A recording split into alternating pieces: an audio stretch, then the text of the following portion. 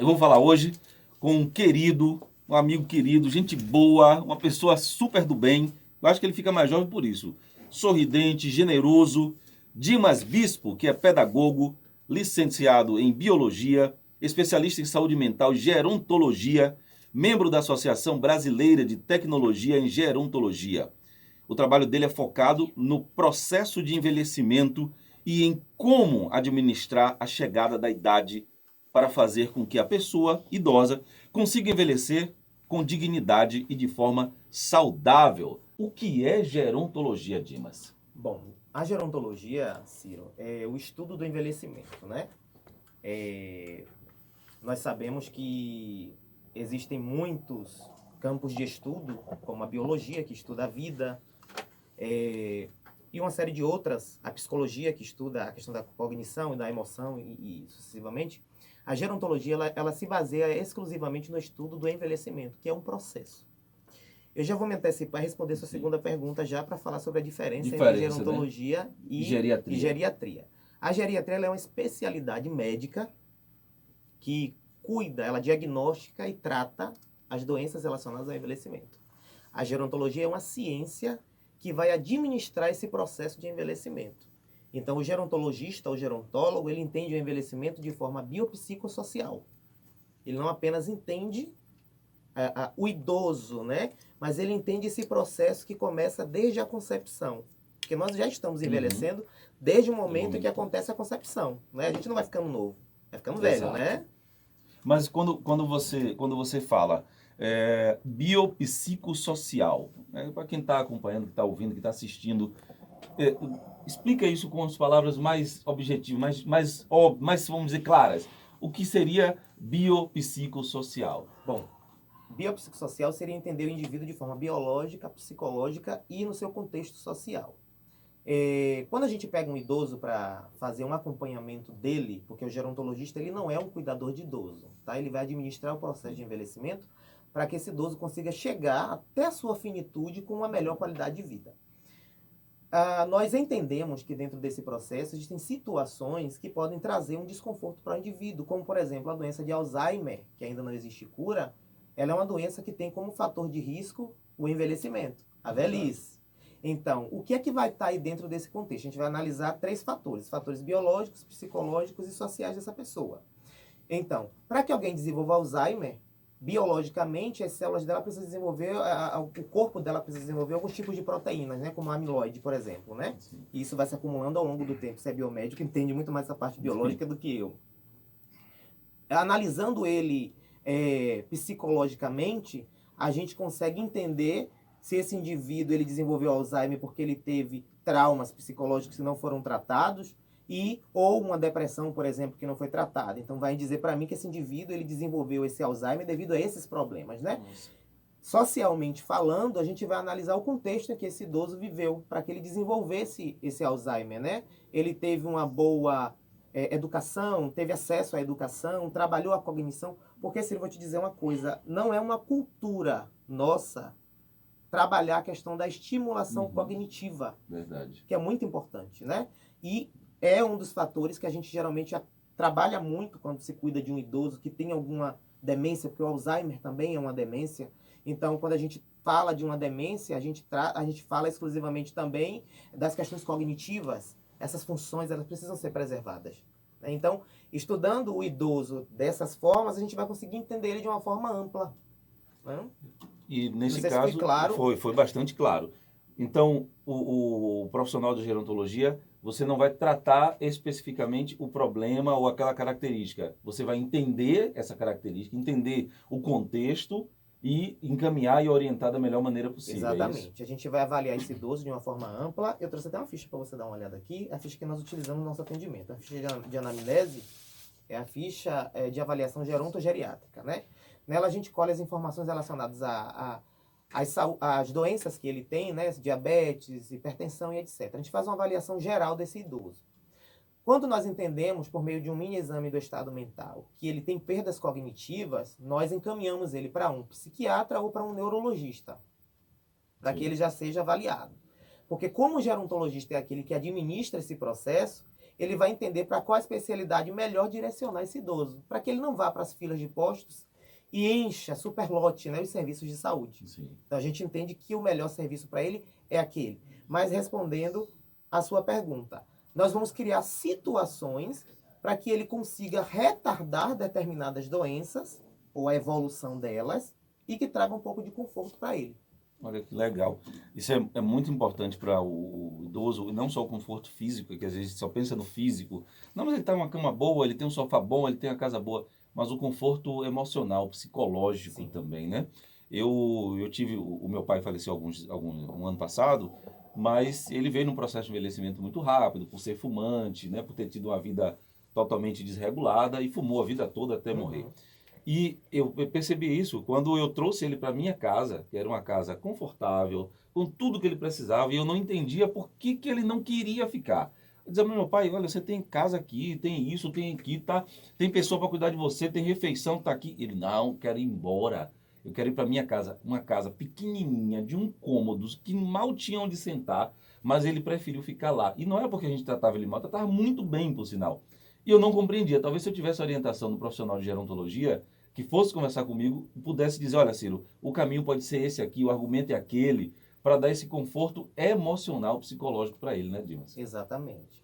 Não só essa questão do conforto com relação ao ambiente, porque o gerontologista ele tem a habilitação para poder prescrever alterações ambientais, né, dentro de casa. Existem idosos, por exemplo, e a gente trabalha muito, Ciro, a questão da prevenção de quedas. Então a gente tenta criar um ambiente que seja favorável para o idoso, né? Prescreve a instalação de barras de segurança no banheiro, por exemplo, instalação de adaptador de assento de vaso sanitário para que idoso, porque idoso já tem doenças osteomioarticulares, né? Já tem dificuldade para se agachar. Imagina sentar num vaso que é baixo. Para se levantar é difícil, para sentar também, né? E uma série de outras alterações que a gente faz para que o idoso ele tenha de fato essa possibilidade de vida, né? Qualidade de E vida. evita acidentes também, né? Sim, O sim, banheiro é um sim, ambiente muito perigoso para o idoso, né? Exato. Escorregadio.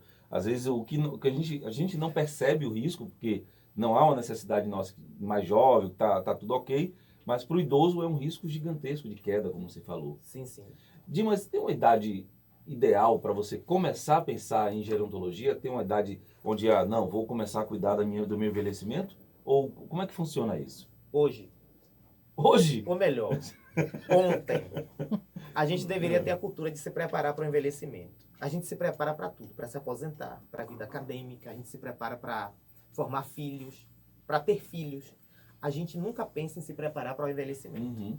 Então, tudo que eu faço durante o meu processo de vida vai dizer para mim que tipo de idoso que eu serei. A Organização Mundial da Saúde, ela prevê que em 2050 nós teremos somente no Brasil 90 milhões de idosos, ou seja, mais idosos do que crianças. Mas esse não é o assunto que nos traz uma atenção.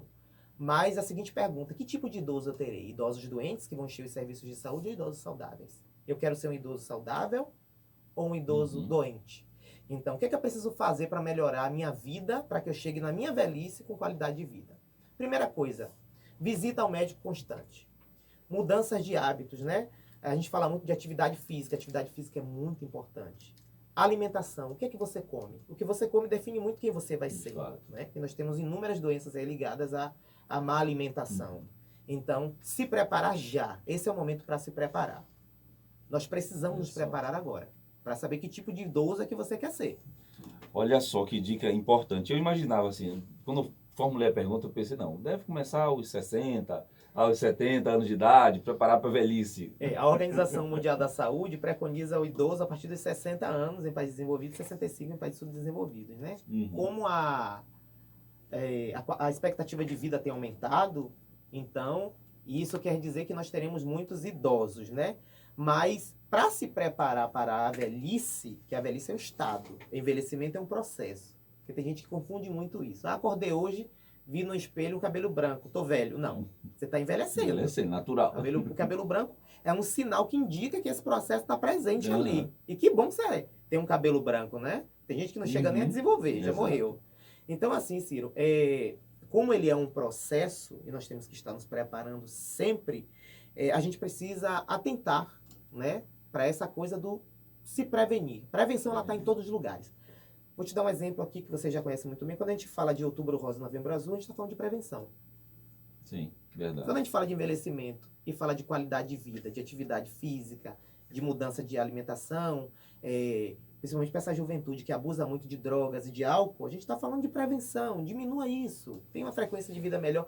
As pessoas mais velhas até dizem, né, quando alguém tem uma vida muito longa, puxa, fulano de tal morreu muito velho porque tinha uma vida boa, dormia cedo, Era calmo, não se estressava não com nada. bebia, não abusava do álcool e tal. A gente culturalmente fala dessa forma. É verdade. E é isso que acontece. E quem já passou dos 70 dias, que fez tudo errado de lá pra cá, bebeu, fumou, dormiu mal, vivia na gandaia, na farra, comia mal, tem 70 hoje. Ainda tem jeito, Dimas? A gente vai tentar desembolar esse balaio de gato. De que forma?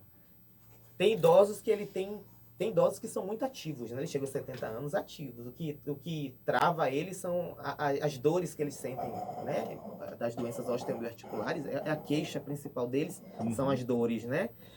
Quando não, o diabetes, a hipertensão. Qual o caminho? Controlar essas doenças com o auxílio do médico, melhorar a alimentação com o auxílio do nutricionista, encaminhar ele para a prática de atividade física.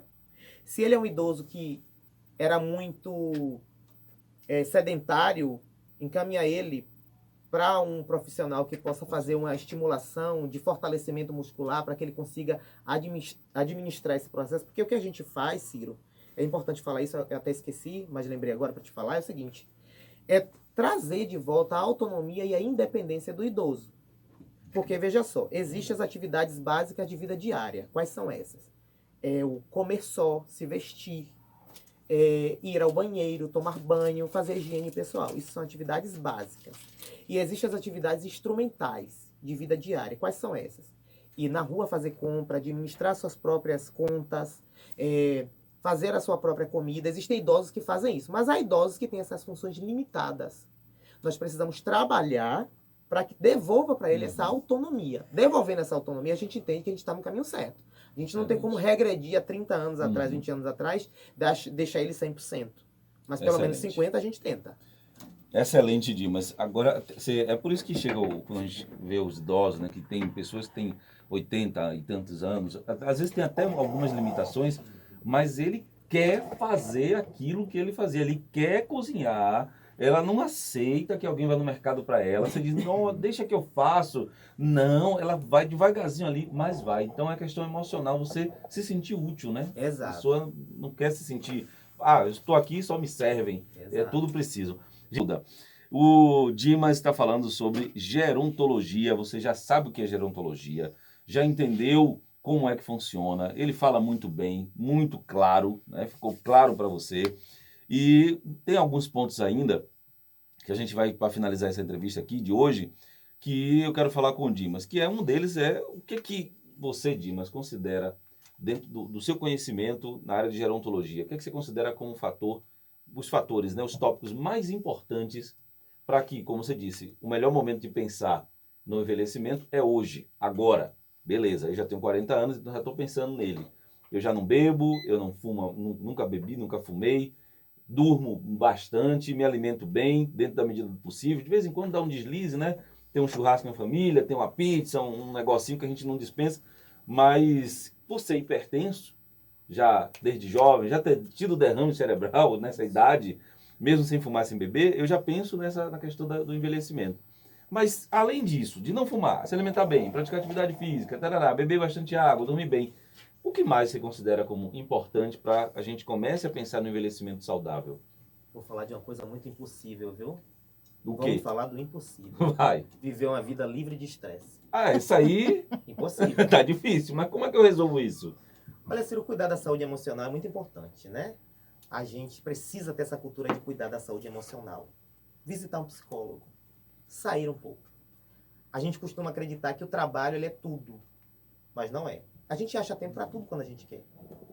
Então acha tempo para viver também, porque o estresse ele faz envelhecer muito mais rápido. Você conhece pessoas aí que atuam em determinadas áreas que talvez tenha até a tua mesma idade, mas você percebe que, nossa, muito mais velho do que eu, estresse. Tá? Além da exposição, né, solar, que faz com que a gente envelheça a nossa pele muito mais rápido, Mas existe a questão do estresse que faz com que esse processo se acelere. Então, tenha uma vida boa. Faça o que você quer enquanto você tem tempo, né? Saia de casa, visite seus filhos, as pessoas que você ama. Deixa cada coisa no seu lugar. Você não precisa resolver tudo ao mesmo tempo, até porque você não é The Flash, né? E nem é a palmatória do E mundo não que é a resolve palmatória tudo, do né? mundo. Então, o estresse, e até porque hoje é uma das principais causadoras de câncer no mundo, é o estresse, né? E o nosso corpo, ele fala. Então, Ciro, se você come, você tem que fazer número 2. Se você bebe água, tem que fazer número 1, né? Então, o corpo também, ele fala. Ele vai expulsar o que você guarda. De fato.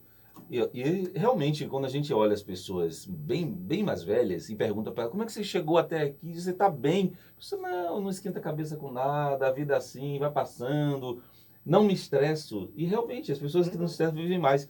E vivem melhor, né? Sim. Porque tem uma frase Cortella, né? Cortella diz que o pessimista, o otimista, ele pode até se decepcionar. Mas o pessimista já se decepcionou independente do resultado. Ele já está vivendo o problema antes mesmo dele acontecer. Então, calma. Minha mulher hoje está calma. Eu era muito estressado. Talvez por isso eu dei um derrame, por isso fiquei com pressão alta. Mas eu vivia muito estressado. Hoje não. Hoje eu olho, tá bom, vamos resolver. Vai. Isso é ótimo. Vamos seguindo. Sabe o que eu estou fazendo agora? Eu estou meditando todo dia.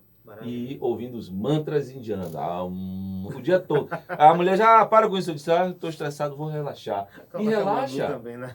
Tô tentando colocar ela, mas os sons do mantra irritam ela. Eu não sei porquê. Não, porque eu já sou calma. Eu já sou calma. Ah, tá. Entendi. Então, Mas eu que não sou, eu preciso dos mantras. Quando tem um vizinho barulhento. Eita, ontem então. ele não gosta de barulho. Eu odeio barulho, odeio ruído. Aí o vizinho bota um som. Ei, Jesus, só Jesus na causa. Aí bota um fone e vamos pro mantra. Tem desses né? também. Você tem desses também, né? Tem. Ele não consegue ouvir a música dele ruim sozinho. É saber conviver mesmo.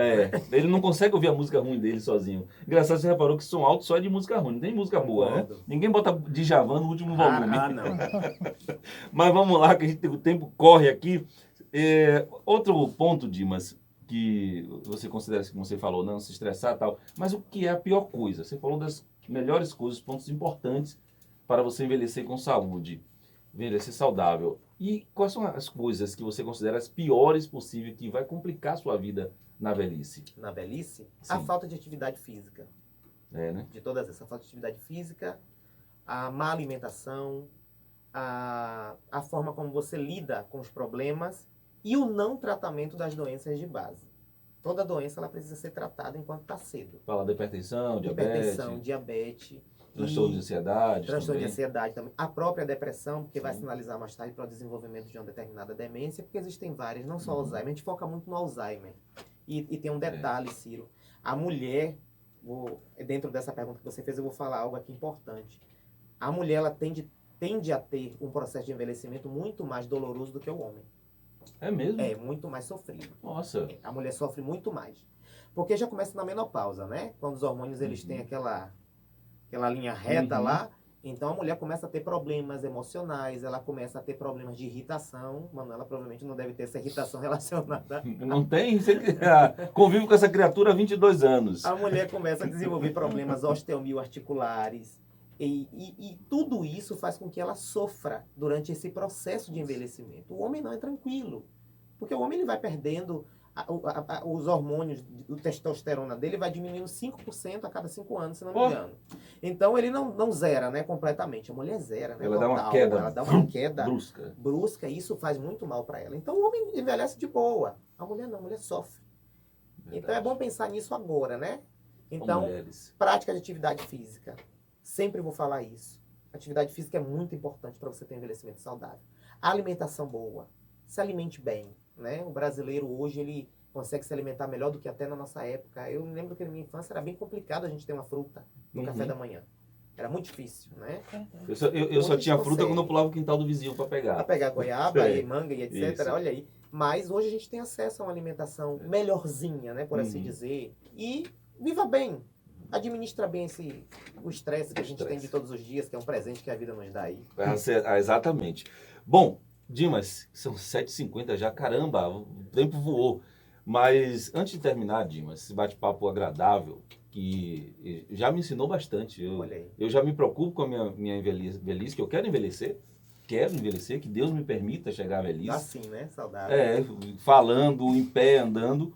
Mas, e por isso eu já deixei de fazer muita coisa, inclusive do estresse, já larguei de mão. Às vezes não tem jeito, quem tem filho sabe como é, que você se preocupa, o filho irrita, você tenta consertar, você diz, mas já é grande, já é adulto, né?